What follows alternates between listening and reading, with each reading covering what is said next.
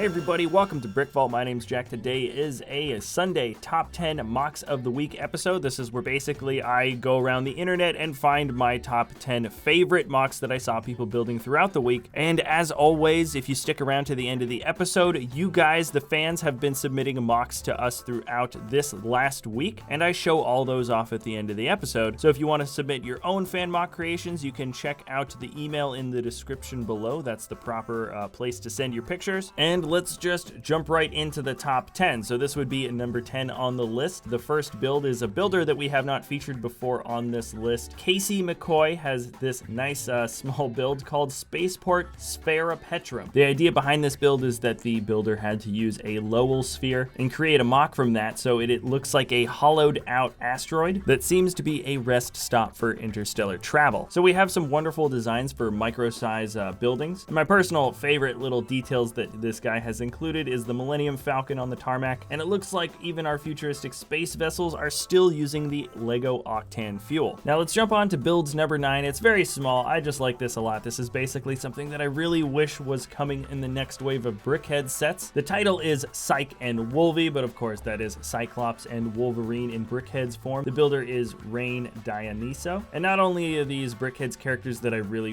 wish actually exist within the normal line, but more importantly, I think the build details included are probably better than what we would be getting if Lego had made these characters after all. There was no special printing relied on to add any sort of details. It's all used with regular bricks and it still looks excellent. The shape for Wolverine's head is awesome, and I think maybe the best sort of dimension that's added that changes things up a bit is the fact that we have just a little bit of extra build for the arms that make a joint, and these characters are just slightly more posable compared to pretty much all the other BrickHeadz characters minus Hulk. Really incredible design, and yes, Cyclops actually lights up, so this thing gets a 10 out of 10 in terms of any type of BrickHeadz design I've seen thus far. Number 8 on the list is DRUON, and it's a classic Star Wars build. This is IG-88, the assassin droid, and he's built in a much larger fashion, probably a similar size to that of maybe a brick built Star Wars figure that we're getting in a lot of those sets nowadays. But as you can see, it's made from pretty much mostly system pieces, so the build style is quite different, but honestly, I think this does look better than what we would be getting from a standard Lego set of the same size. IG-88 has almost awkwardly thin limbs at times, and I think that is proportionally looking really good for this build. And all the details seem to match up quite well with the brown on the top for the shoulders. He's got an ammo belt wrapped around a longer gun, and the shape of his head actually looks pretty darn close to what we get from the actual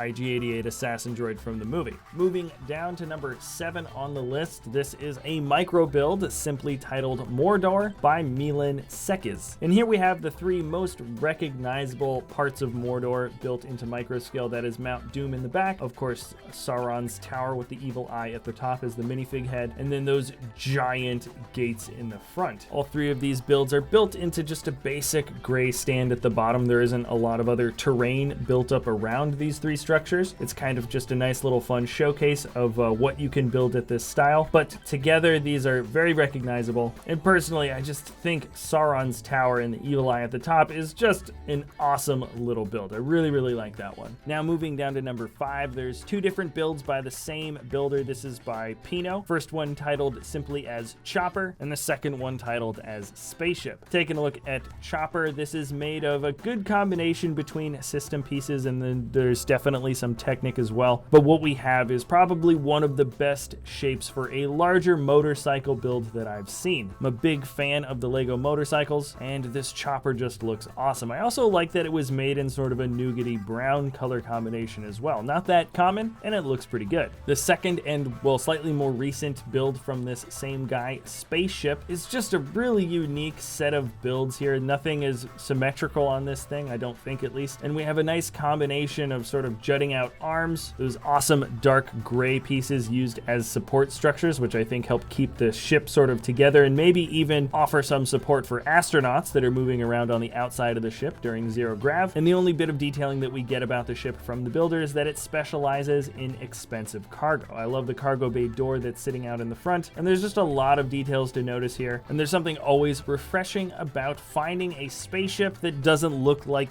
any other kind of spaceship that you've seen before. Now moving on to number 5, we're somewhat in the same boat with a very unique spaceship build, or I should say hovercraft. This is Mobius by the builder Tamo S, originally inspired by a French designer. This hovercraft has a lot of unique features. First of all, the color combination is great. It definitely mimics that of a flame, and we do have some very large flame pieces sticking out the back for thrust. Also, I think that rounded shape that goes along the front really does match up well, makes this hovercraft feel very cartoony, and it looks good with that domed windshield at the top. I like that this Arctic backdrop was used as a sort of crash landing / repair area, and I think that is supposed to match up well with the frosted front of the glass. A really fun little build, and let's move on to number 4. This is by Nobu Terry, and we have 2 different suits of armor from Tony Stark. One is the regular Iron Man suit. I'm not sure which mark this is supposed to be, and then standing behind is definitely Warmachine. Now, just like we were looking at IG-88 earlier, these figures are also built from the regular system pieces. I don't really see any Technic, and ultimately I think that style quality looks excellent in this case. Even though the body designs are relatively similar within universe, you can see that different shapes were made for the head, and actually quite a bit of the body design is different sort of all around. You'd think that the builder would be tempted to sort of follow a similar design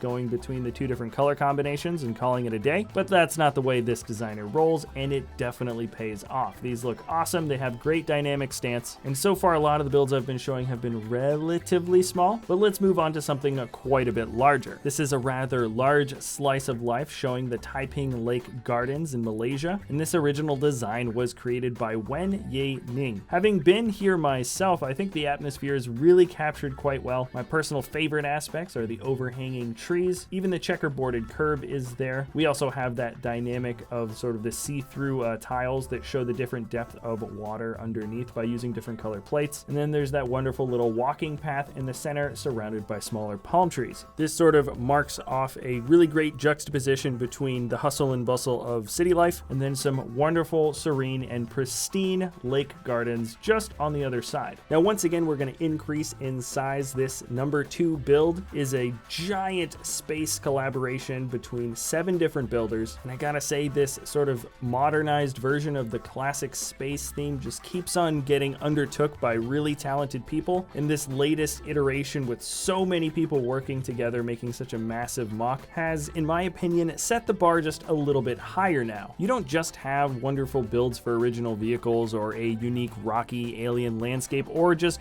basic cool weird sort of space-like structures. You've got a combination of all of that stuff plus a whole lot more underneath. Following the tune of countless sci-fi sagas, it looks like it was easier for these settlers to build underneath the surface, and it's arguable to say that there's maybe perhaps more going on within the caves and the hallways than there is on the top. There's kind of just too many fun, weird details to get into. You can also note that there's lighting on the inside. This whole thing is lit up, which is amazing, and I've left links for all of the things I am talking about to the specific Flickr accounts. This one links back to brothersbrick.com, where there you can access each individual builder who I think has different types of pictures on their own individual accounts if you really want to get the full spectrum of everything that's included, which is a lot. Now, for the number 1 build of the week, this is from a builder, Timothy Kachev, which has been featured I think several times. He's one of my favorite builders that I currently follow, and easily has one of the most creative minds. Now, we're looking at just a turkey. You can even see that the garnishing isn't made of Lego. We actually have real tomatoes and vegetables there, but this isn't just any turkey, it's the turkey transformer. I tell you, I've seen a lot of weird things turn into transformers. Obviously, the vehicles is sort of a staple, and there have been several other unique designs that have come through over the years, but a turkey that looks this awesome, both as the turkey shape and the transformer shape. There's actually a second smaller transformer that pops out and is sort of like the buddy or sidekick. I mean, come on, this is just ridiculous. It makes absolutely no sense. It doesn't need to. This guy's head is not screwed on straight, and I absolutely love it. Well, now that's it for the top 10 MOCs of the week. It is time to focus on the fan MOCs. These are all pictures that you guys, the viewers, have submitted this last week. And once again, if you want to submit your own creations to appear in next Sunday's episode, check out the email in the description below. And if you enjoy our content, you can always like or subscribe. And I'm going to be finished talking, so check out the fan MOCs of the week. Thanks a lot for watching, and we'll see you next time